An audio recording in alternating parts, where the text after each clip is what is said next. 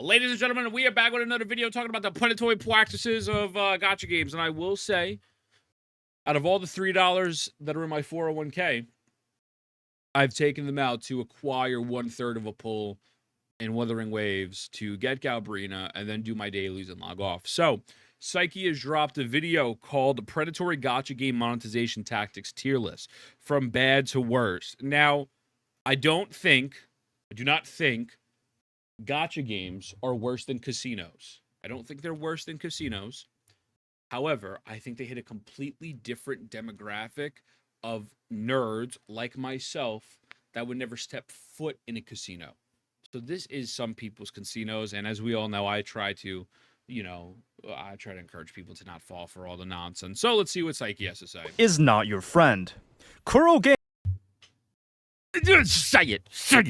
Games is not your friend. All right, bro. I'm finna crash out, son. What the fuck is you talking about, bro? You know damn well so long be I'm his favorite content creator type shit. What the fuck is you saying, man? Like, you better stop before I get fucking angry. Kuro Games and me are literally best friends. I got my new character within a first 10 pill. For real.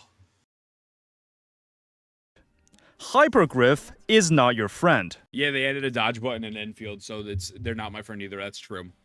Project Moon is not your friend. All right, he took it too far.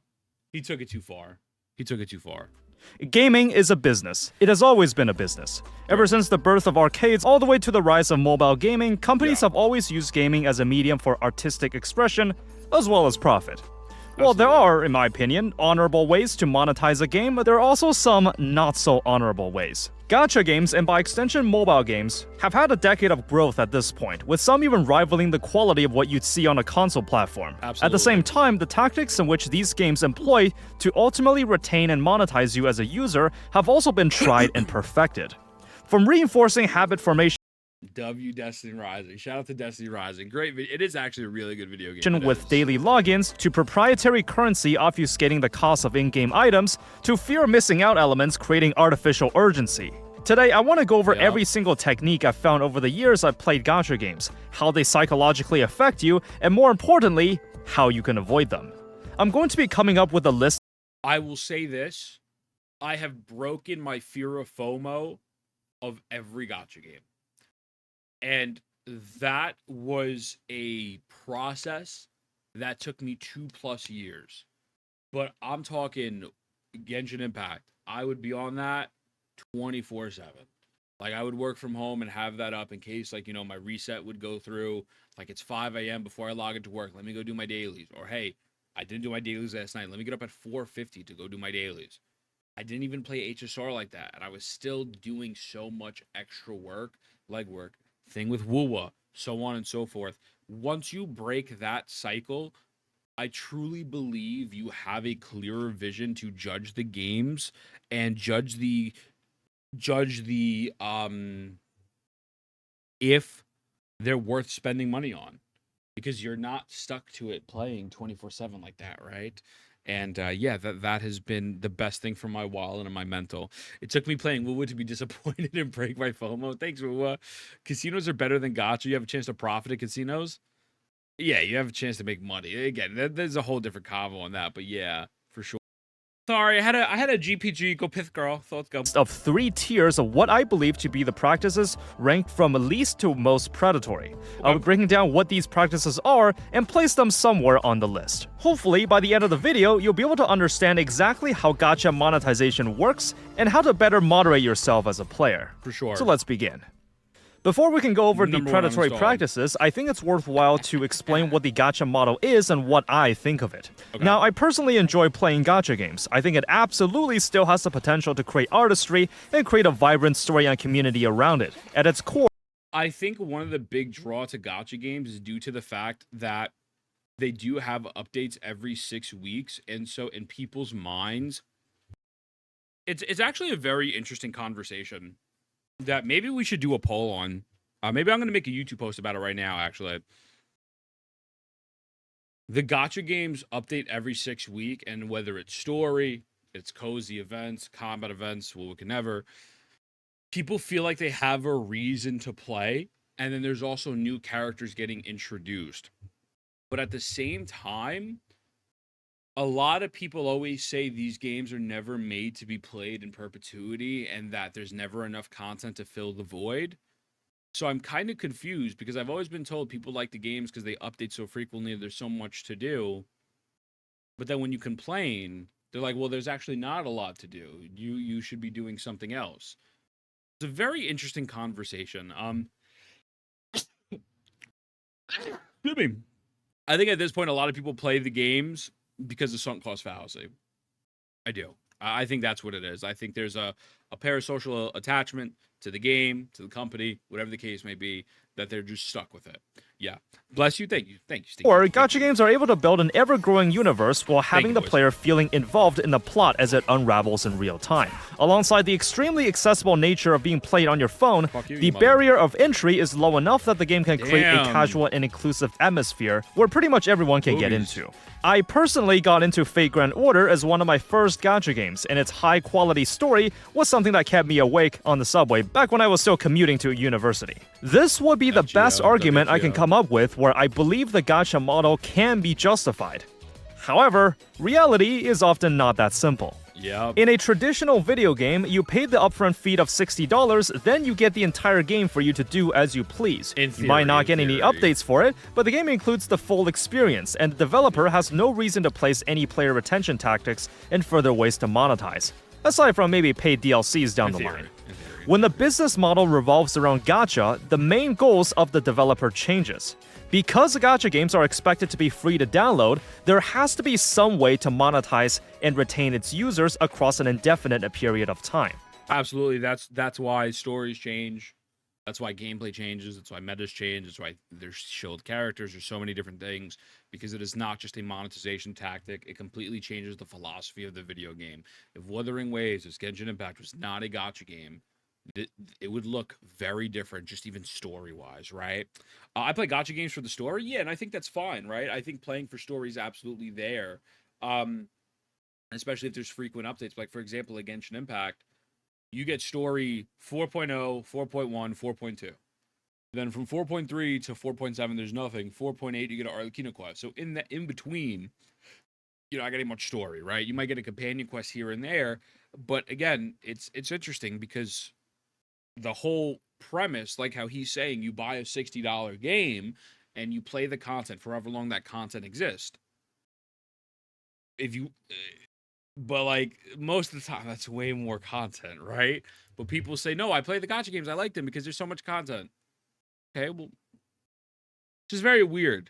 It's just very, very weird. Destiny Rising, yes, sir. Most gacha games are designed to be played around 5 minutes a day with rare content drops with 1 to 4 6 hours of content due every month. Yeah. And I guess that's, in some people's eyes, a lot of content, although it's not, right? But yeah, it's very, very interesting. After all, I've talked about this before, but user retention is extremely important for online businesses. They're often categorized as D1, D7, and D30 retention.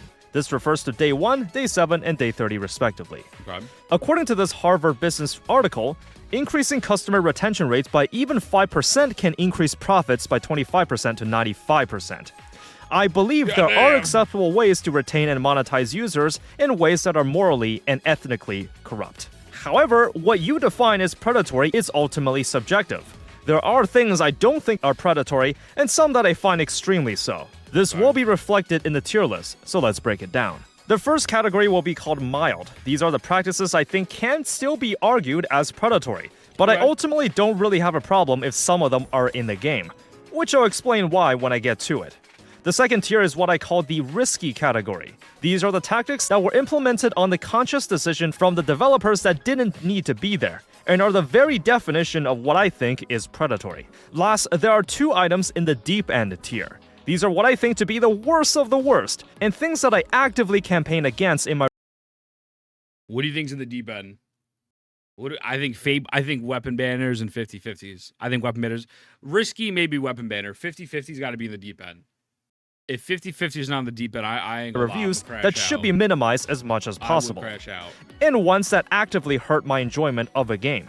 They're quite broad subjects, so I guess you just have to wait and see. This is how I would subjectively categorize predatory practices in gacha games. So let's dive into the list. We'll start off with the mild tier, with something that's pretty harmless if you ask me. Login bonuses and daily missions. These are usually menial tasks that you can knock out in like 5 minutes or less. It's a light way to incentivize regular logins to a game. By themselves, I don't really have a problem with these. There are cases where the best rewards are locked behind the final days of a login streak, and I think there's absolutely something that can be said about that. Overall, login bonuses are pretty tame. The stamina system is yet another player retention method that's pretty much baked into every gacha game. There are many ways to implement this. Some games might max out your stamina Silence is so hot. reserve in less than 24 hours to encourage 2 logins in a single day, and some that don't. Regardless of how it's done, the stamina system represents a major source of progression for your account. The daily missions and spending stamina usually are the 2 biggest sources to level up your account. Stamina systems are done right in Zenless Zone Zero and Wuthering Waves. And in some ways could be more of an improvement in WoWa, and even in some ways HSR, to be honest with you. I think their stamina systems are acceptable. Obviously you have games like Epic 7 where you could have 1,000,000 stamina that could just completely build up and you'll never run out, right? Those things exist. I think a game stamina system that is completely horrendous and dog shit and that you could put into the category of trash on a per game basis would absolutely fucking be Etheria Restart. Etheria Restart stamina system is such a 2012, 2013 type system that completely ruined the game for so many people, including myself. So honestly, man, it really varies. Like, it completely depends on the implementation. I think stamina can be really bad on how you do it. But if you do it like HSR, if you do it like ZZZ, if you do it like WoWa, I'm not particularly mad, right? Especially ZZ. I think you get multiple boss mats, right? For the week, it's not just 3. But yeah. So I definitely think mild is fair, but it could easily go down really fucking bad, right? I think stamina systems are outdated and should be gone. I don't disagree with you. The problem is that it just probably will never happen, right? I think some core fundamental things that won't change from gacha is pulling acquisition of characters, most likely, right? Although Anant is trying to change that, but apparently it's not even a gacha game. It's just straight up acquisition of straight up buying an outfit. So I think pulling acquisition of characters / important things for combat and stamina. I don't think that will ever change. You can get rid of weapon banners. You can get rid of so many different things. But the stamina system is there in place to keep you coming back over and over and over and over again. You know? So that is the thing. No stamina system in infant form and it becomes an MMO without content. True. Limbus had a good stamina system because you convert it to a module and saved up without limit. I mean, that's dope, right? I mean, that's why stamina banks and resin banks are good, where you really should think that, like, hey, if I don't log in for 2 weeks, I'm over capped and now I can go and splurge.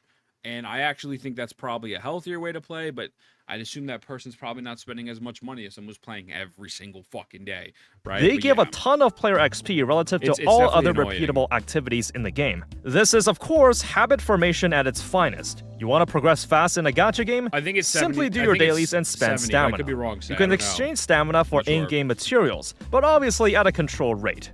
Wouldn't it be much more player-friendly to just erase the system and let players farm something for as much as they want? True, 65, yes. There you go, bam. Yes, it would. When there's a stamina system, you don't get to play at your own pace. You get to play at the pace in which the developers let you. I personally don't have a problem with battle passes and its premium paid track. Battle passes have been normalized in a lot of games across many genres. I'm okay with paid players having accelerated progression through additional activities. In terms of additional purchases, it's, in my opinion, one of the least insidious ways to monetize and retain users. I think battle passes become a problem when you really lock massive power spikes behind a paywall, or like an exorbitant amount of stat rerollers, things like that. That's when I think it's a little annoying. But again, in itself, I'm not too mad at it. Is a fun alternative to subscription in some cases? Absolutely, 1,000,000%. But like, if like in Destiny 2, I believe I'm remembering this correctly. In Destiny 2, if you did not buy the battle pass, you did not get an exotic weapon for that season. Like, they would straight up just give you an exotic weapon. Things like that, it's like, oh, okay, obviously Destiny 2 is not a gacha game, but when you lock really important power-ups behind it, that's when it's like, okay, like, all right, I don't like anything Hoyo nowadays because all they do is slop. Yeah, I mean, it is what it is, man, right? Alongside daily logins, I mostly don't have a problem with these tactics by themselves. Okay. There's a very big caveat I'll mention later, but you'll just have to wait and see. You may have noticed that some in-game You got events... it at level 40 instead of 1? Oh, okay. You got it at level 40, so I'm misremembering. Okay.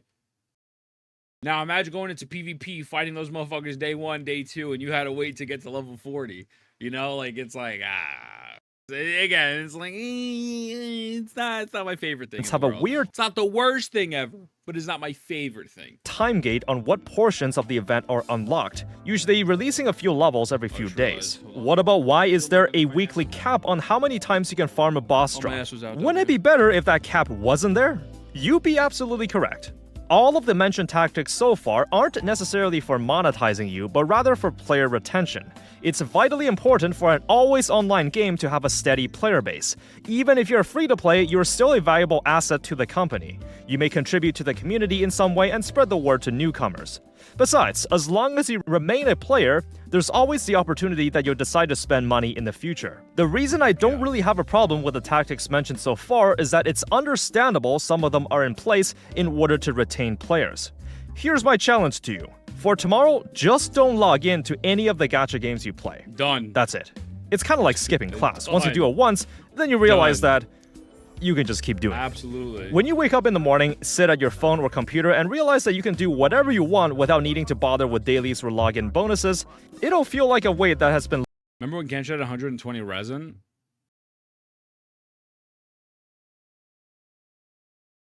Just, I think time-gated content, there is a argument for time-gated content being good because, again, if you look at a game like Destiny or these other games where, like, realistically speaking, if they dropped all the content day 1, all the Omega sweats like myself, Tillian, people like that, they'll just clear it in the first day and then there's nothing to do. So I think, like, time gating and spreading things out, giving an event one half and giving an event another half, whatever the case, is not necessarily horrendous. The problem is when you have Mavica and Sitlali running on the same exact banner, and when those two are running on the same banner and the 20 free pulls are given after that banner expires. So it's like time-gated events in themselves are not necessarily horrendous. However, at the same time, it's always a slippery slope with these fucking games. Dead Cells in League, yeah. League of Legends to go, obviously. Lifted from your shoulder. Power creep and feature creep. These specifically refer to newer release characters having better stats and complex kits. Balancing this factor is quite difficult. As a gacha game, it needs to release new characters to entice new and existing players to stick around, and the game must find some way to market or innovate on the game's existing mechanics. Aside from aesthetics, a game might absolutely try to sell a character by making their damage numbers bigger. That might work out in the short term, but there are long-term ramifications for this. Yeah. If everyone is godlike, then no one is. True. A character can only be considered powerful when compared to something not so powerful. Feature creep can actually be even more insidious than power creep. As the game expands and releases more modes and content, there's going to be more menus to go through, more materials to collect. Also, you said something about CZN, Sai. I missed that. Oh, CZN has a coffee system like ZZ where you get free stamina every day, but you choose to get an item instead. Oh, that's dope. That's valid. And currencies to keep track of. As a longtime player, you would have been able to adapt to the new changes bit by bit. However, a newcomer is suddenly hit with all these things at once, which may cause some confusion on how to navigate the game. I actually think power creep helps newer players. If you're a I'm talking brand new fucking player. If you downloaded HSR today, you're chilling. You're chilling, man. You have a plethora of polls, a plethora of content. You're gonna get the most up-to-date meta people. If you're returning after not playing for a year and you put a relatively decent amount of money and time investment into the game, you're gonna be fucking cooked. You're going to be cooked, right? And yes, you could catch up, but at the same, you're now going to have to try to rework all your current units. You're going to have to try to go for these new units, and you're going to see that the meta's shifting, and it's intimidating. It's like, what the fuck? Power creep in itself is obviously mandatory and it needs to happen, and no one denies that it needs to happen. It's the rate in which power creep happens that makes it so fucking miserable, right? Again, Genshin Impact power creep with Natlin, the power creep in HSR, that level of power creep and how fast it's going is insane and should not be normalized. PGR has a lot of power creep, but you're also able to acquire every single unit free-to-play means per patch, to my understanding. So that makes a little sense to me. If the Destiny Pass were tied to the season, so technically you're right, you were locked out of content unless you were paid and didn't have it. Yeah, it's just stupid. If you're a new player and don't do the research and pull Sealy because she's cool in the story, you're cooked. Oh yeah, you're absolutely cooked. Surely I could beat MLC with Asta March 7th. Yeah, get right on it. Absolutely. Is literally bang for your buck, high replayability. Maybe I'll look into it after. But yeah, I think power creep is I would honestly put power creep in the other tier. I don't know if I would put power creep in like the okay tier. You know what I mean? I think power creep could really get out of hand. Let's compare the complexity of character kits from ones that were released at launch and those a few years later. Your tolerance of power creep and feature creep will differ person to person.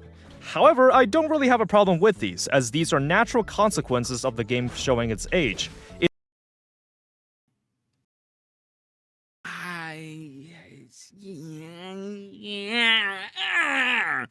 I don't know.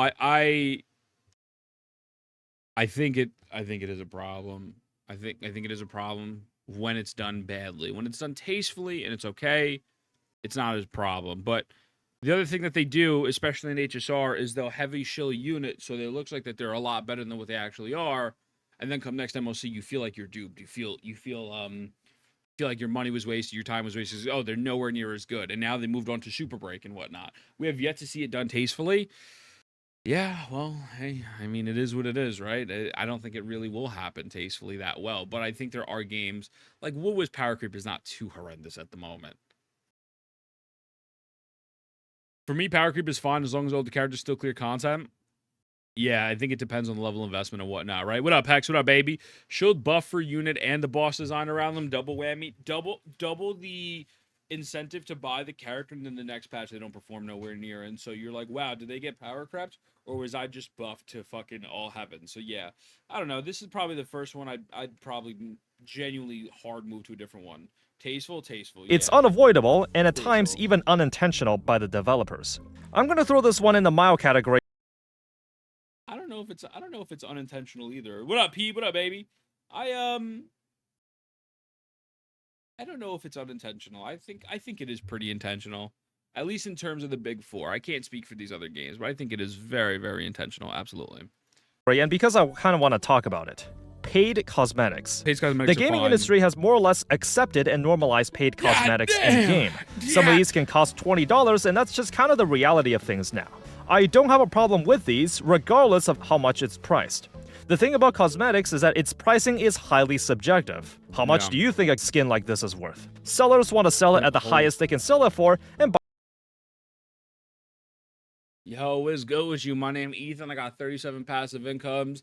I'm 7'2", a successful businessman.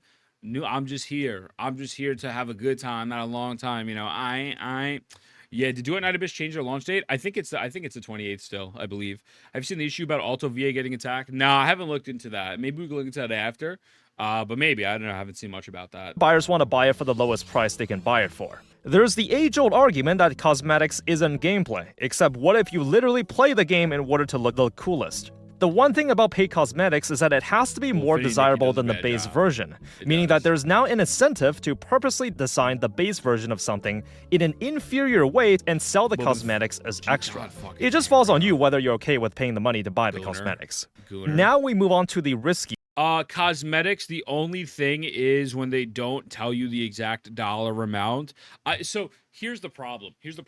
When they don't tell you the exact dollar amount, or when it's $37. So you have to do some obscure math. You need to buy a $30 pass, but then you need to either buy 2 Welkins or a $5 and you know, the $2, instead of just being able to outright buy it. So yes, they are absolutely in the mild category, 1,000,000%. However, it is very frustrating when the games do that shit. I think that shit's annoying. I'm not a fan of it. And Girls Frontline 2 does a good job of just letting you outright buy it. Big up to Girls Frontline 2, you know? Tier. This tier lies in all the tactics that fit my very definition of predatory. Skins, Let me start by Skins, ripping off a 100%. band-aid.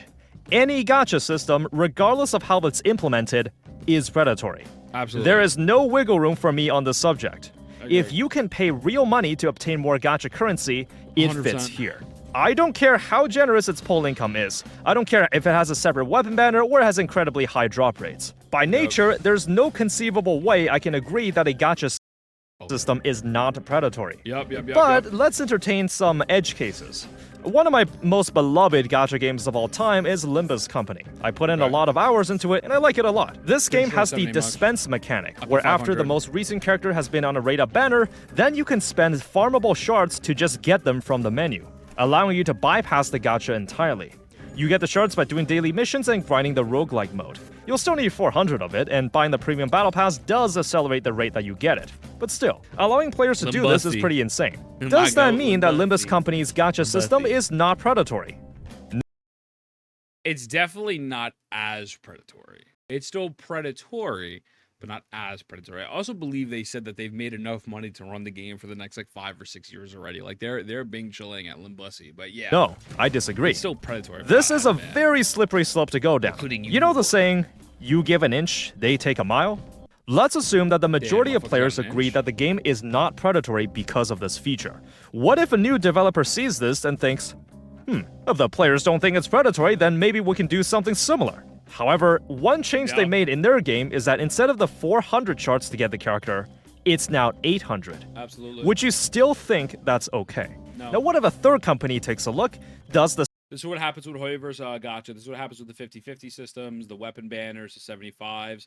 This is literally what happened verbatim, bar for bar. Also, what up, Blue End? What's going on, Stinky?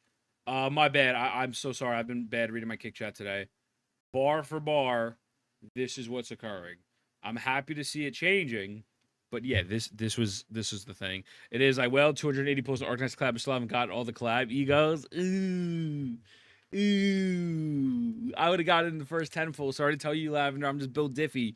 But yeah, I agree. The same in their game, but the shard requirement is now 1200. Well, people argue that as long as you can farm it for the shards to bypass the gacha, it's not predatory. So what's the problem? As you can see, as soon as you start entertaining the idea that gacha is not predatory, it opens up a lot of room for developers to get sneaky and try skirting around the definition. And that's why I can't be budged on the subject. I will continue to enjoy Limbus Company, however, at its core, it's classified as a gacha game, and that makes it predatory. The next one is straightforward. I call it the sunk cost offer. You may have noticed that in pretty much every mobile game, there is an extremely high value pack you can buy for as little as $1 for new players. You might think, well, it's just a harmless offer for some ice breaking. It's a good gesture for new players to get a head start. Etheria Restart got me so bad, bro. The Etheria Restart offers where they refreshed every 2 days, like, hey, it's only $10. Hey, it's only 15. Hey, it's only 20. We're on a discount right now. Hey, this is only $100. You get like 20 golden tickets or something. I was like, ooh, man, I spent way more money than I wanted to spend on Etheria Restart than I would like to admit. And I quit the game within I quit the game within like a month. Hi Emily, hello gorgeous. Black Beacon got it as well. Yeah, Black Beacon. I think Black Beacon's EOSing now. I heard. But yeah. Yeah, that's rough. That's rough. Start. I'd be dumb to turn it down. I mean, it looks so much better in comparison to the other Look at this, $1.39 CAD, right? So this is about 99 cents in US. You get a free character, you get 3 standard pulls, and you actually get a skin for this character. But that's the thing. They start you off. And I will say, the one negative about Destiny Rising, because I think Destiny Rising is a great game, they push their fucking monetization way too hard. Way too fucking hard. 5,000% value. Trust me, it's amazing. Here's a standard character. It's so annoying when games do this shit. I hate when they throw this fake, phony ass $1 million value shit in your face. Fuck you. I'm gonna go order Starbucks instead. Etheria's biggest downfall of this year. Yeah. Etheria was the biggest disappointment. 100%. Love the characters for sure. Now, this may seem harmless on the surface, but there's a very specific reason why it's there. Directly tied to the idea of sunk cost fallacy, this is meant to exploit the human cognitive bias of loss aversion. Studies have found that players who spend money, even if it's little as $1, are more likely to make another purchase in the future. If you spend any money, you're now invested. Dude, the second you feel like the game company has done something positive for me by providing the consumer value of buying what could have been $30 was now only $2, you've broken that barrier of putting your credit card information in, and okay, this game is respecting my time and money, so I don't mind throwing it back. You know, and that's how it goes. It's very, very, very predatory. I already spent $1. Why not $5 more? 100%. If I stop now, that'll be a waste of the $1 I spent. I played a lot of gacha games where I did buy the $1 pack. And then after stopped playing in a week. I basically thought of the situation like this.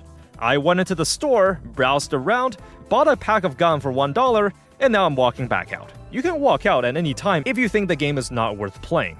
As long as you understand why the sunk cost offer is there, you'll be able to avoid this psychological trap. 100%. You may have also noticed that a lot of games have a free daily or weekly pack sitting in the cash shop for you to collect, luring you in with that delicious red dot.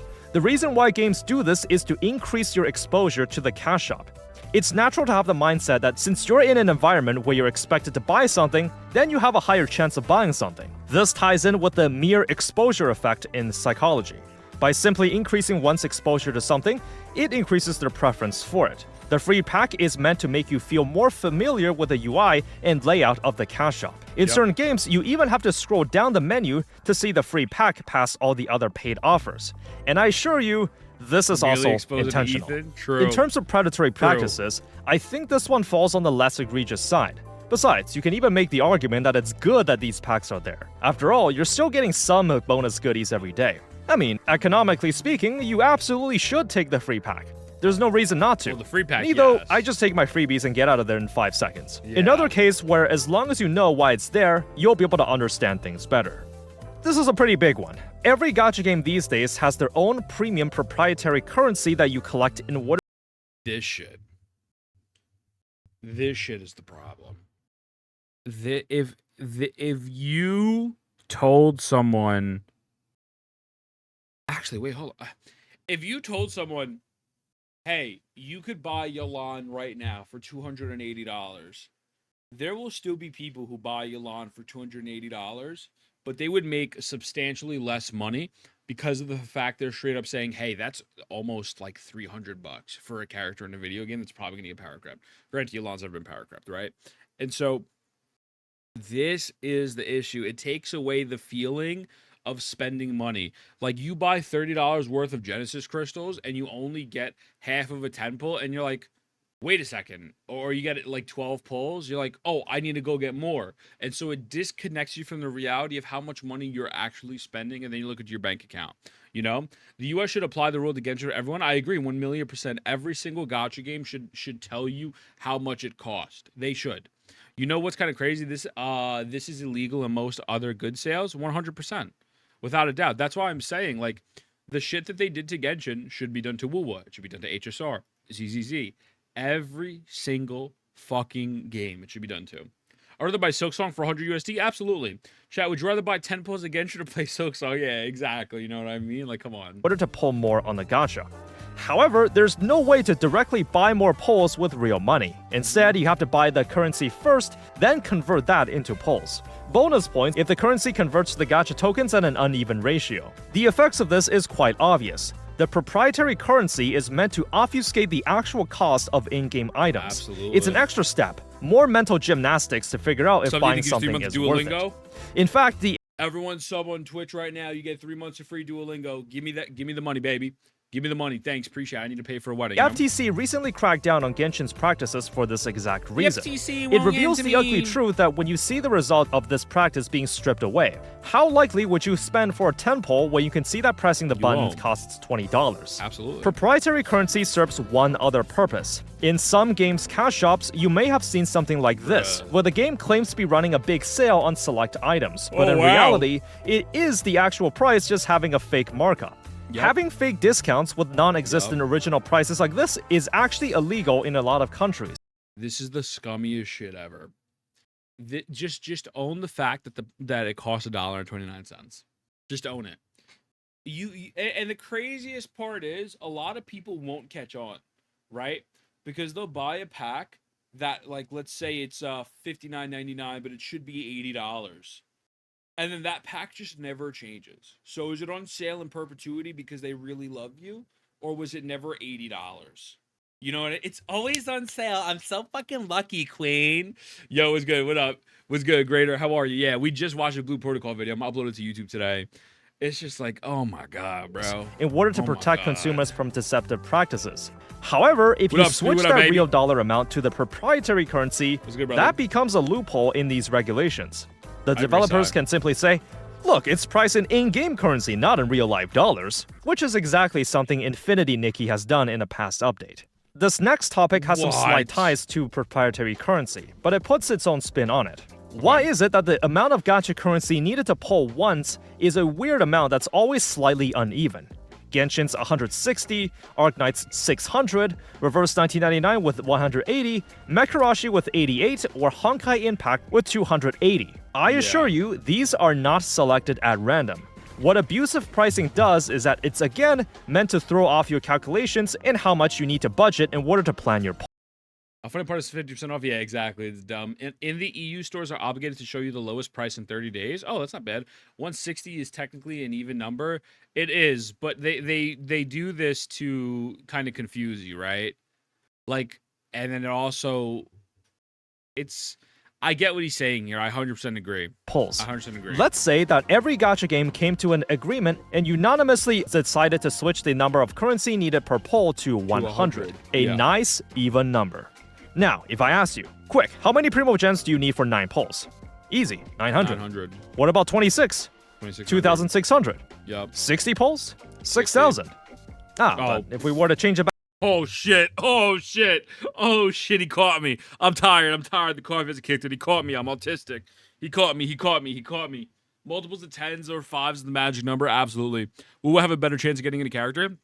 Well, again, at the end of the day, this is a genuinely really good point. Multiples of 160. You don't know that, right? Who the fuck knows that shit? The only thing I know is 1,600 for a 10 pull. That's it. The average human being is not going to look at their Primo and say, okay, I have 2,700. And then so in your mind, you think that's like enough for 20 pulls, but it's not, right? Or maybe it's a little bit. I don't even fucking know how much it is, right? Actually, hold on. Let's do the math real quick. Let's do the math right now. 2,700 divided by 16. Yeah, you get 1.6. All right, cool. Yeah, so yeah. You don't even get a full pull there. But it looks like a lot. But it's not a lot of currency.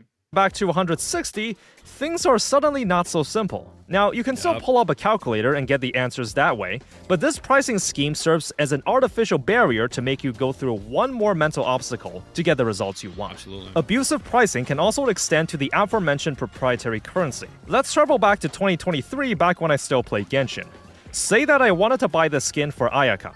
When discounted, this went on sale for 1,350 Genesis crystals. I want to ask, how much should a player expect to pay to buy the skin in real-life dollars? Well, taking a glance at the top-up shop, you'll notice that there's no one combination of packs that perfectly matches the amount needed. It's always a bit over or not enough. Besides, what if a player didn't have the first top-up bonus? What if a player already bought a couple rounds of the monthly pass and already has some crystals saved up? Notice just how hard it is to pinpoint how much a player is expected to pay, as their situation depends on certain other factors. Even after you bought the skin, you're gonna have some crystals left over in your inventory. While you can't convert it to primos at a 1-to-1 ratio, you can't convert it back. So if you're someone that has some idea of long-term planning, then you likely just keep your remaining Genesis crystals there in case you need it in the future. So you just leave it there in weird unspendable amounts. When the time comes when you do need to buy more, then that messes with the total amount needed all over again. I want to finish off the risky tier with a short story. A while back, I was looking to buy a new pair of sneakers. This led me down to a rabbit hole looking at lots of brands and reviews. And eventually, out of curiosity, I looked up the high-end sneaker lineups like the Travis Scott Air Jordans. I was shocked just how much a pair cost. I thought, who in their right mind would spend thousands of dollars on a pair of sneakers? Oh, he don't What know. a waste of money.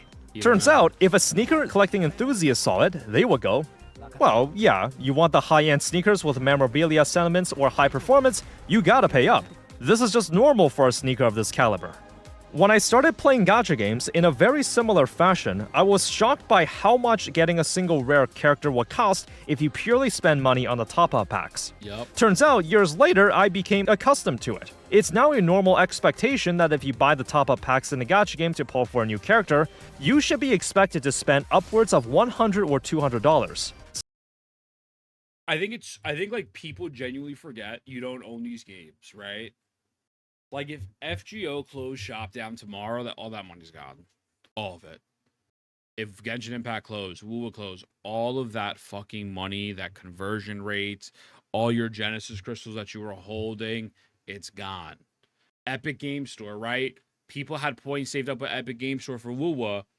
They removed it. Now they're putting it back 1 month for the backlash. But all that shit that you're going to use on Wuwa, gone.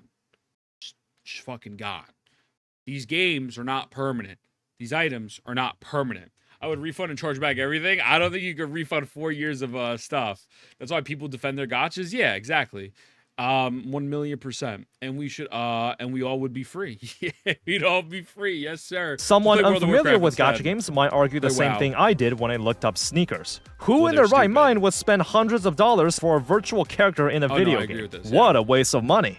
In which someone like me would respond, yeah, it's been like this since the birth of gacha games all the way back in the mid-2010s. I guess it does seem kinda unreasonable, except this is just how things Very are. unreasonable. This is completely normal. It's also the result of price not gouging that the good. lower price packs look better in comparison. I think most rational players would see buying the top-up packs as the very last resort after they've exhausted all other options.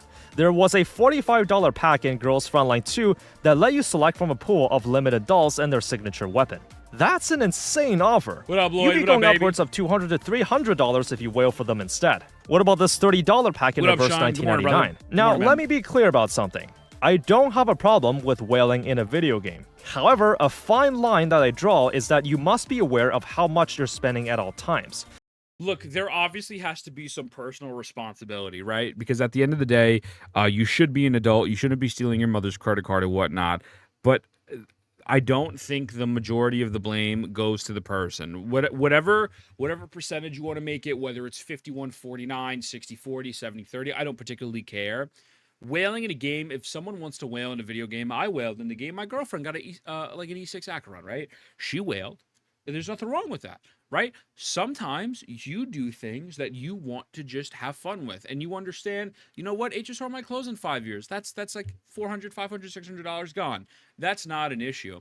But the problem is at a baseline, none of these things should be this fucking expensive. But when you have people who are not willing to stop spending money, who are not willing to talk about these issues, it just gets worse and worse and worse and worse. It's okay if you want to spend money. It's all right if you can rationalize, hey, I can spend $300 on the game this month. I don't really mind it. That's 1,000% okay. But let's fucking take a step back and realize, like, hey, this should have a little bit of a different structure, but people don't want to hear that. This is a topic. Great John back with the FCC sued Genshin. Yeah, I remember that. 100%. The market will only bear what the consumer is willing to spend, for sure. If you want to spend for a specific character weapon, you have to make sure you fulfill it to use it because it's going to be gone. Yeah, exactly. Right? Exactly. People need to make informed decisions. This is why Ethan's hair keeps getting longer type shit. Yep. Yes, sir. Yes, The sir. moment you lose track how much you spend is when you start blurring the lines between a fair purchase and gambling. And none of it's So a fair now purchase, we though, end up in the regardless. deep end. I want to make this very clear. None of it is a fair purchase. $30 for 13 pulls, 14 pulls is fucking horrible. $30 should be 25 pulls, 30 pulls. I want to make that's where my stance is. None of these games are reasonable with their initial pricing. Some might be a bit more gracious with the amount of pulls they give out and whatnot, but there is no fucking reason why $30 is 14, 13 pulls. 25, 30. 20, if you wanted to do 25, I wouldn't be mad about that. Really should be 30, but okay. It's bullshit. What up, Milk? What up, baby? It's insane. It's insane. There are only 2 entries in this category, but they're quite broad subjects. So Okay. we'll start with FOMO, or fear of missing FOMO, out. yeah. I absolutely despise FOMO elements in video games. Except FOMO can take form in so many ways that you kind of get lost. The basic concept is that the game is creating artificial scarcity by making certain items or content time limited with no predictable period where they'll come back, if at all. Here are the sources that I consider to be the main aspects of FOMO and how they hurt my experience with a gacha game. The first is flash sales. These pop-ups will lure you with a limited time deal that usually expires really fast. You better get it now or it might disappear forever.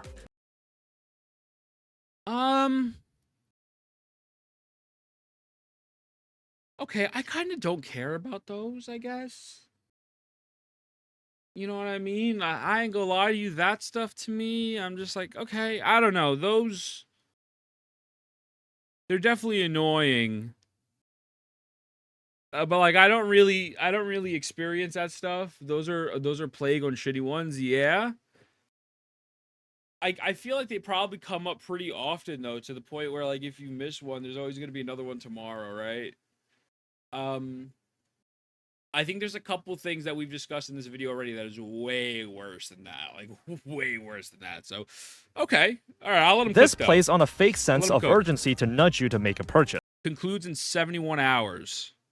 Fake sense of urgency to nudge you. Look, I think this is a part where personal responsibility needs to come in. If you're borrowing money from someone who's like, hey, mom, I have 71 hours before I could buy my AFK Journey package, otherwise it's going to be gone. You're playing AFK, like you're playing AFK Journey. Like you're playing AFK Journey, right? Like FOMO's a problem. FOMO is absolutely a fucking problem. But like this stuff, I'm just like, all right, you know, this, yeah, okay. To make a purchase. Okay. Remember when I talked about daily logins and battle passes that by themselves I don't have a problem with? Well, if we were to include a limited time item in said login or battle passes, then that does become an issue for me. Yeah. Now, I agree limited with that items part. can come in a variety of ways, such as a player profile border, an avatar, a player skin, or a special plaque to display on your profile. I think a lot of the these I question don't care becomes, about. how much do you care about this thing? I don't. If you don't care about cosmetic items and player profile add-ons, then this sort of thing won't faze you. Absolutely However, not at if you all. can't get over just how these items may never be available again in the future, that might just cause you to pay extra attention to your logins or feel. Dude, I was like this with Destiny 2. I didn't give a fuck about emblems. I always had the basic emblem on. I never had a raid emblem on. I didn't care about sparrows. I didn't care about titles. That shit was just like, you know what I mean? Gang rise up. I just think those things are useless to me, right? You know, like a border in HSR. I don't give a fuck about that. Like, that stuff is not affecting my gameplay. I can understand maybe you being a little bit annoyed about skins, but even skins, if they're not really providing, like, anything too crazy in the sense of, like, power-ups or stats or whatever, even that, I think it's okay, you know? Once you got an exotic sparrow, it didn't matter. Exactly, yeah, you know what I mean? Like, and you get those, like, I wasn't like going fucking hunting for titles and emblems. I'm like, I just play the game. Obligated to participate in these events. Let's yeah. talk about limited time gacha characters next. This It's is a a natural problem. assumption This is that a once a problem. limited character banner ends, then you have to wait for an indefinite amount of This is a time big before you problem. will have the Rather than opportunity to ass? get them again. How many limited characters and how often they release is completely up to the discretion of the developer. For I sure. will say, there are games where limited characters become part of the standard pool after a while. So even if The reason why this is a problem, we could use Wuwa for example. And there's two sides to this token, and this is a conversation I actually don't know the right answer on. For once, I don't really know. Look at someone like Gigi, right? A lot of people said, I'm skipping Gigi. I don't really give a fuck. I don't care. Yes, you could use them with Jinsei, but I have Yinlin or Yanwu and Verena, so I don't need Gigi. She then comes back with Carl. That is Carl's best in slot, and it's running with Carl. So you're like, oh, fuck, I want to get Carlotta. What's their best in slot? Okay, well, I don't want to use Yang Yang, and I don't want to use Tauchi. Fuck, now I need to get Gigi. And then, again, what so happens, they run side to side, or at least in the same patch, I believe. And, you know, sometimes they'll have a situation where the sub DPS comes out way before the main DPS, so people think they're not really valuable at all, and then they wind up saving and pulling on the next unit. Come to find out that sub DPS was actually very important, or they'll drop a main DPS, right? But the main DPS is not really performing at the level it should be performing at. 2-3 patches later, they'll drop a sub, they won't rerun the main DPS, and you feel dumb as fuck, right? So it's a situation that I don't know which the right answer is. I guess I would personally rather have a Gigi situation. That way I know I can get Gigi and Carl. But at the same fucking time, it's rough. It's very rough. I mean, if you look at Genshin reruns initially, like, dude, what do Eula take? I mean, Eula sucks cock, but like, what, 400 days to rerun? You know what I mean? Yelan's like, what, 10 months to rerun and whatnot? It's, this is a problem. I do. Summoner Wars, no problems, no problem with reruns. Who the fuck plays Summoners War, though? You know, like, that's like saying you get no bitches. If they you know won't what I be mean? available, you can still possibly get them when a non-raid up spooks you. There is also the matter of limited time events, given that gacha games put a big emphasis on world building, considering that it's trying to sell its characters to you. A lot of the story content introduced in events can contribute to that. What makes absolutely no sure. sense to me is making said story content only viewable during their event period. It's dumb. Especially when the story can expand on the game's lore or explain an important subplot. I It's agree. like gatekeeping players from enjoying the full extent of the world building. Seems rather counterintuitive. FOMO elements greatly impact my enjoyment of a game, and I tend to rate highly of games that don't have as many tactics related to it. For example, one of my Fuck, favorite that many games games I'm so playing cool. right now is Reverse 1999. The majority of the newly released characters will become part of the standard pool after 3 patches. And when older events get That's a good- archived, that's a you good can just thing. view it at any time. Of Yeah. course, this is not the only gacha game that does this, and I do appreciate it when there's pushback against this kind of practice. As you can see, creating artificial scarcity can be extremely beneficial to retention No and benefit. I agree. monetization. I FOMO agree. is There is no unfortunately one of the things that the developer has full control over. They get to choose what and when players get to access certain content. And that's why it's one of my most disliked predatory practices. I agree. Now, aside from FOMO, Oh, there's fuck yeah. one more topic I want to talk about. Gooning and going to the movies in Zenless Zone Zero together. I'm gonna come. Oh my god, stepsis, we gotta go. Wait, not stepsis, my real biological sis. We get to go to the movies. Yay! Something Incest, so incest. insidious that it In-game. overshadows every other subject a on joke, this it's a list. prank, it's a joke. One more trick to ensnare you into keeping you playing and Last spending gameplay, money on the fuck game. yeah. One tactic that's much more covert and impactful, as it permeates every aspect of your moment playing a game. passive. Surprisingly enough, the game company is typically not the one that reinforces this. Okay. I'm talking about tribalism. When you play a game for a very long What the fuck?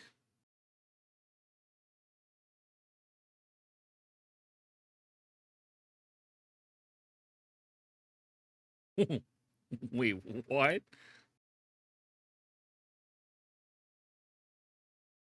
Wait, what?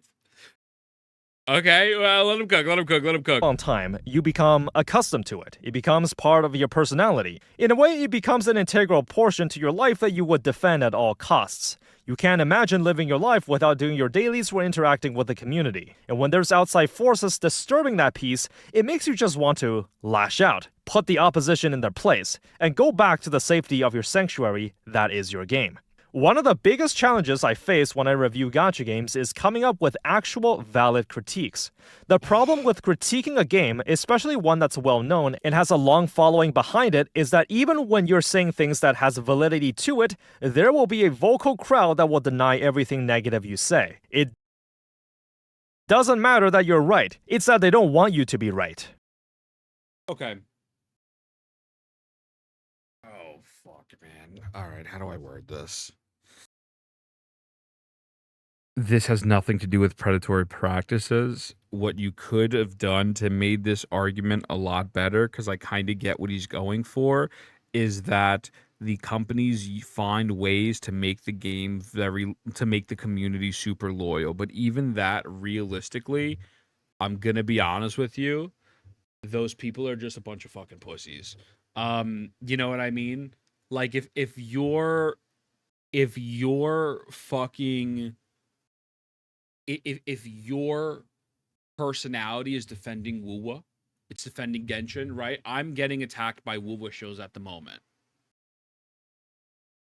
they're a bunch of fucking retards. That's not really Koro's fault. Like there is a level of validity in creating FOMO tactics and creating parasocial relationships with the games, right? You know? But realistically, at what point do we sit here and be, hold on, let's take a step back. This is an adult, this is a human being who's being a fucking pussy and who is stuck into wanting to defend and being an elitist cuck.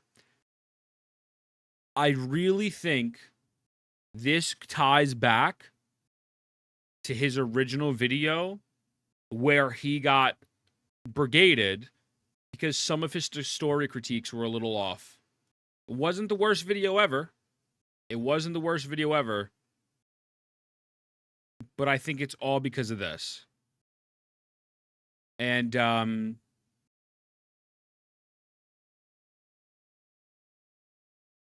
I think I just feel like this could have been made for a different video. I think this severely detracts from otherwise what's been a great video. Gacha shill opinions objectively don't matter. No, I agree. I agree. And again, I think there is validity to this conversation. I do. And you could blame part of it on the devs creating a toxic relationship. Although I don't really think that, also was good orgy. I don't really think the devs create a toxic relationship. I think the devs just make you feel FOMO, and then you become parasocial from that FOMO or from the connection that you mentally have with your favorite gacha game. I don't even want to necessarily say like the devs instilled that in you. Like Dawe didn't beat you and tell you you have to defend Genshin. But this just feels very out of place. But we'll let him cook. We'll let him cook. The tactics makes people anchor to games so they can gain more money. But like, when did Hoyoverse tell you to tell Koro Games to suck a cock? When did Koro Games tell you to tell Genshin to be bad? Right? I mean, to be honest with you, when you do sponsorships for these games, I mean, I could tell you, I did a WoWa sponsor once. I said, don't talk negatively about other gacha games. What up, Roach? Good morning, baby. I need the URL for this video. I could send it. It's been a great video up until now. I just feel like this is gonna go. Let's just say. Let's say you've played a single gacha game for years already. When you see someone reviewing the game, a thought that might come up is, what gives you the right to critique my game? There's the age-old argument in the MMO community that you need to spend 100 hours on a game before your opinion is considered valid. And you can imagine with the sheer number of competition in the gacha market right now, all with their dedicated and loyal fans, we can imagine something similar taking place. This happens more often with older gachas as they have built up a more dedicated and loyal fan base. That's more or less made the game part of their person. This is what people were telling me yesterday in chat when we were talking about World of Warcraft, right? I wonder what crazy time. What crazy gacha tribalism is alive and real. Okay. This is my genuine advice to you. Your relationship with gaming companies is purely transactional. You can enjoy the game. You can spend money on it. I love you. You can buy their merch. You can go to their live events. Look, I got Snowbreak merch sitting on my desk right now. I don't have a problem when people enjoy a game as a hobby. The issue arises if you see the game or the company is anything more than that, then I find that extremely problematic. Online personalities can exacerbate this mindset even further. When a game or community gets big enough, online moderators and content creators have a vested interest in keeping their status of authority. You may notice that once in a while, a post or two that criticizes the game goes missing or gets censored, or how certain content creators and influencers tend to consistently push a certain narrative really hard. Oh, fuck, man.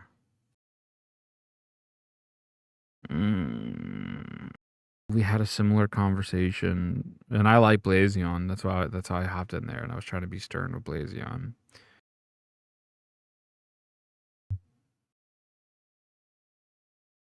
It's your fault that gacha games are predatory.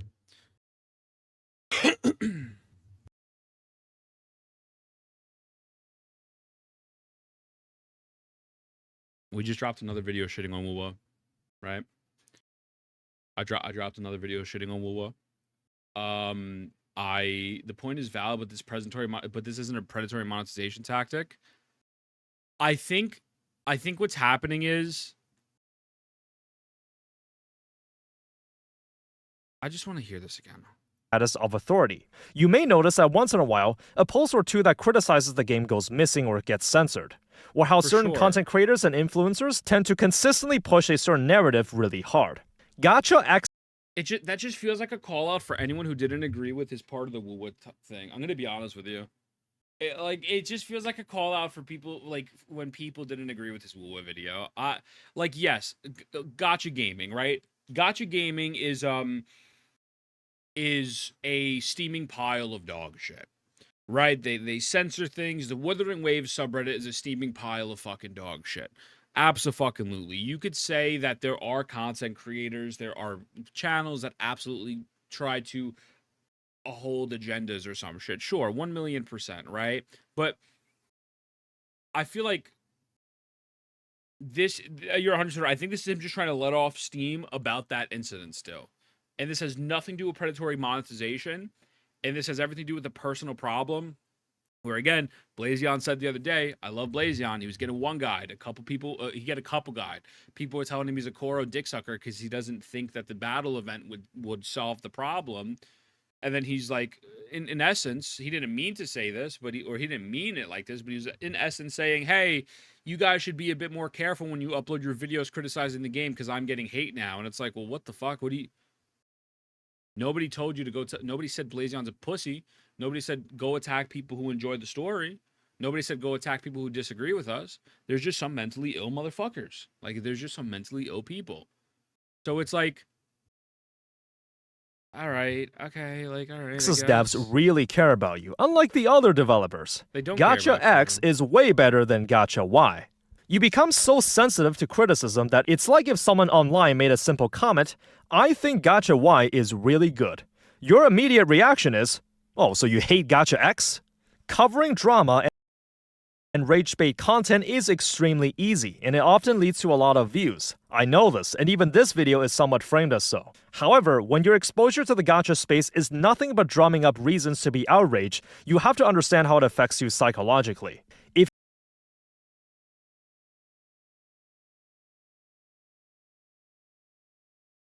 What?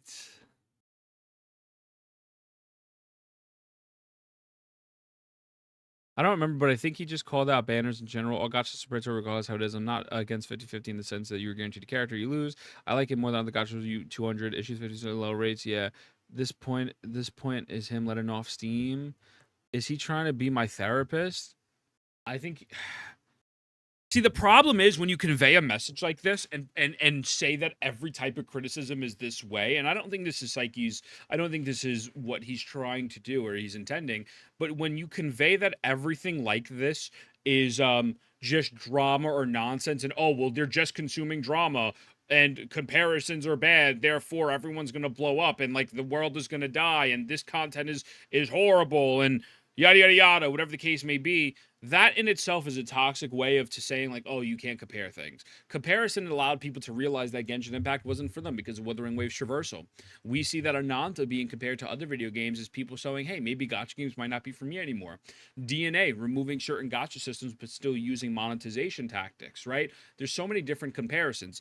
Ethereal Restart, E7, HSR, to other turn-based games. Comparison in itself is not bad. The problem is, you personally made a video. There was some points that just weren't sticking, and you kind of got shit on in that video, and that's okay. And that happens. We're all victims of gacha tribalism. We all create gacha tribalism, like you said yourself, even with this video. But it feels kind of a little bit of like a holier than thou type of thing, or like, I don't know, man. This is really kind of taking a turn that it just is not the greatest look, in my opinion. A personal part, yeah. This point could have been a dedicated video. It could have been a dedicated video, absolutely. And again, no, Schizo, it's your fault. Yeah, there's genuinely some truth to the fact that motherfuckers are crazy. There's parts of the woo community who are absolutely batshit crazy. They're fucking dumb. The Genshin community, the Hoyo community, the Epic 7 community, any fucking community there is. It happens. Yes, people are going to defend it. They're going to white knight. It is what it is. I fucking, what are we going to do? Like, come on. Like, I'm just confused how this monetization was. It's not. It's just not. If you really look deep and boil everything down, let's see which parties inducing gacha tribalism really benefits. the development company, moderators, and content creators, not the players. Oh my god. Online moderators will keep critiques of their game to a controlled amount to maintain their authoritative image. Content creators keep pushing their one-sided narrative as it drives easy views. Click on my video so I can monetize your outrage. This is actually really fucking cringe. This is super cringe. Like, genuinely. He's not wrong.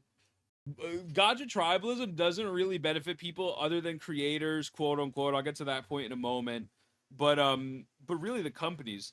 But gacha tribalism only benefits creators in the short term. It doesn't benefit creators in the long term. It really doesn't. And if you think otherwise, you're severely misinformed. You're then going to cultivate a really dog shit community that doesn't care about anything other than you saying something positive about the game they like and negative about the game they hate. And then what happens is when you speak out otherwise, well, you start losing subs. Listen, I've been losing subs recently. I used to be mainly a Genshin channel, doing Genshin gameplay guide, etc. I'm losing subs from Genshin. I'm also losing subs from Wuwa because I'm shitting on Wuwa. It is what it is, right? Have I incited and compared? Sure, 1,000,000 fucking %. But also, it's to prove a point and drive a point home, right? And I don't want those gacha tribalistic fucking weirdos in my chat. I don't want that. That's not what's gonna happen. And so it is a negative, actually. It really is a negative. It's fucking insane. My fear, I write, has realized this happened in Minecraft. Bro, it's just so fucking weird. With rage bait and drama content. The company has no reason to interfere as it doesn't conflict with their interests. What better way to shield yourself from criticism than your own fans? What better way to feed into the echo chamber of toxic positivity than to keep unsuspecting fans in a constant state of hate and vitriol? To get easy views and reinforce blind loyalty towards them and the game. As a player feeding into this tribalistic behavior, your emotional vulnerabilities are being exploited for their personal gain. The only losing side here is you. I imagine the majority of gacha players are rational and mature people, and that there are many online personalities. Yeah, it just feels like a shot at anyone, like specifically like Saint. On YouTube, you're +1. Let's go, Green. I appreciate you, dog. It honestly just feels like this is really dedicated to people like Saint, Techie. I don't know. I'd like to think I don't do that. I feel like he's kind of got a chip on his shoulder right now. Yeah, he has a chip on his shoulder because you got one video that didn't get like positive reception. Like, oh, look, I'm gonna just keep it a stack with you. Like, big man, big mon, grow the fuck up. Like, it's all good, bro. Shit happens. It is what it is. 5.8K to 2.3K dislike ratio. Like, fucking, you know what, man? You had some misses in here. That's okay. We move on. Your career didn't die, right? Like, you're still doing amazing. 198K, 100K views, 38K, 81K, 54K, 57, 318K views. What the fuck? Like, that's insane. 196K. Like, brother, you're fucking killing it. Like, what the fuck? This is just the weirdest thing. It's like, okay. All right, man. Like, sure, I guess. That are more neutral and more accepting of different ideas. I don't think any game is perfect. Even the best of the best can have critiques you can point out, and even the worst can possibly have redeeming qualities. They are. Of course, I'm fairly certain that I myself may have contributed to some tribalistic sentiments. Believe me, I know I'm not immune to this. Everyone does. As a game company, goodwill is a currency. It's gained when you do good things and spent when you do bad things. You can support and spend money on the game because you like how you're being treated. However, never forget that you are the customer. The moment you start defending the game from all forms of criticism is the moment you lost. That is why I believe tribalism is the worst product that came out of gacha gaming, and the most damaging trap you can fall into. You are quite literally stopping the developers from making changes that could improve the game and allowing to exploit you even further. When you take a step back and really examine the gacha market, I think there's a reason why this genre of games will always... the companies themselves are causing the tribalism? Is this how he's relating to predatory mechanics? I'm confused. No, he's saying that content creators and drama farmers and people are fueling negative energy against other video games solely to get monetization gain and to control a narrative, and therefore that is overall a net negative for the space, and that you're losing if you're sitting here fighting for a multi-billion-dollar company. And look, I'm gonna be honest with you, I don't disagree. If you're sitting down defending a multi-billion-dollar company, you're a fucking retard. Like, just straight up, I'm with you on that. I really am. But it's 100% my fault. Yeah, it's 100% my fault. Poop, 100%. This is just like a rant that could have been put into a different video, more well spread out, more well thought out, because there's definitely some truth to certain things that he's saying, absolutely. But this just took the video down to a different level, unfortunately, which is very frustrating. Brother, listen, I don't know if you're gonna watch this. It's not that big of a deal. Everyone has a miss. I've been canceled by the Woo community a million times, been canceled by the Genshin community. Hate threads about me on Twitter, Reddit. It is what it is, man. Other creators telling me I'm fucking retarded. Shit happens, brother. It is what it is. You know? Always have a degree of stigma that will never go away. Yeah. A lot of the methods used to try to retain and monetize users are implicit and invisible. When you've been playing a number of gacha games, a lot of these tactics may have been normalized, seen as an everyday occurrence. It might be a weird experience when a game doesn't have a stamina system, or a gacha system. Regardless, everyone plays games to have fun. And while there's a lot of ways that developers can try and sneak predatory practices in the game, there's absolutely ways to enjoy it as well. I want to believe that the practices mentioned in this video will take away from what could have been the most ideal experience. And the best gacha games, by my standards, are the ones that take away the least. If you're a well-taught person, you'll probably be able to calculate the max pity total of the gacha currency as the real price tag of gacha characters. You understand that buying expensive skins doesn't affect your social standings or make you superior to other players. How the in-game characters are there as emotional objects for you to feel affectionate to. How this whole gacha tribalism argument is nothing more than a smokescreen to make you feel loyal to your own game and feel outraged towards others. What gacha games ultimately prey on are your emotional and mental needs. They create a fantasy, a world where you can fill the shoes of someone strong and powerful, and always longed for by others. There is nothing wrong with indulging in such fantasies. However, just understand that gaming is a hobby, nothing more. Anyways, I hope you enjoyed this discussion video that dives into the more hidden side of gacha games. I think studying the inner working of how these games affect human psychology. It was a great video until this last section. With that being said, everyone go watch the video, and I'll see you guys in the next one.